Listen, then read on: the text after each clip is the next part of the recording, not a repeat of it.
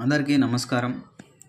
రవియన్ 369 ఛానల్లో ప్రత్యేకంగా తెలుగు పద్యం మీద ఇష్టంతో తెలుగు పద్యాలు పోస్ట్ చేయడం జరుగుతుంది. ఈ పద్యాలు విని మీ అభిప్రాయాలని కామెంట్ రూపంలో రాయండి. మరిన్ని తెలుగు పద్యాల కోసం ఈ ఛానల్ని సబ్స్క్రైబ్ చేయండి. ఈరోజు తెలుగు పద్యం తేటగీతి పద్యం.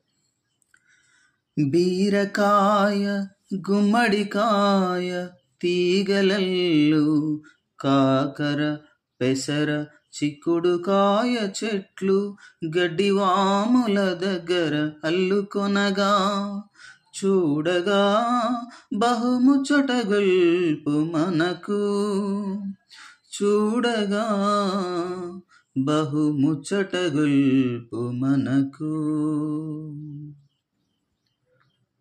అందరికీ ధన్యవాదాలు.